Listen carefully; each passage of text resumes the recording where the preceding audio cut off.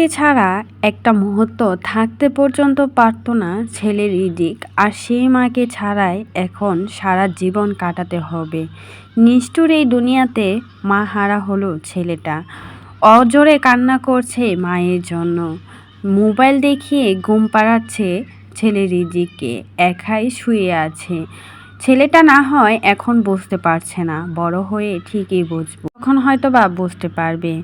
তখন হয়তো বা নিজের বাবাকে একটাই প্রশ্ন করবে, আমার মা কেনই বা চলে গেল আমাকে এরকমভাবে রেখে?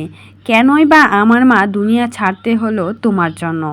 কি এমন তুমি করেছিলে? তখন হয়তো বা বুঝতে পারবে নিজের ভুলগুলো। এখন সে নিজের ছেলেটার কথা একবারও ভাবলো না। নেপালে পরকীয়া প্রেমিকার সাথে দিন কাটাচ্ছে আলবি। একবারও ছেলেটার কথা মনে পর্যন্ত পড়ল না। যার সাথে দীর্ঘ 14 বছরের উপরে সংসার করেছিল তার কথাই বলে গেছে। আর ছেলের কথা কি বা মনে থাকবে? যাকে থাকতে মূল্য দেয়নি সে চলে যাওয়ার পরে কি বা মূল্য দেবে?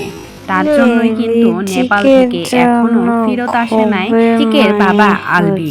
যদি সত্যি ভালোবাসতো তাহলে হয়তো বা একবারের জন্য হলেও এসে দেখে যেত। আসলে আলবি যদি সত্যি দোষী না হতো তাহলে কেনই বা এখনো নেপালে পড়ে আছে? এখনো কেনই বা দেশে ফিরে নাই?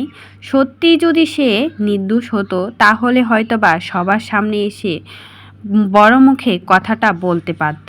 আসলে সে কখনোই নির্দোষ ছিল না। তার জন্যই কিন্তু দুনিয়ার মায়া ত্যাগ করে চলে গিয়েছে ইকরা।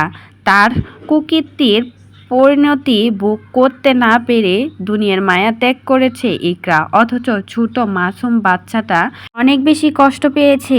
মা তাকে ছেড়ে চলে গেছে সারা জীবনের মতো।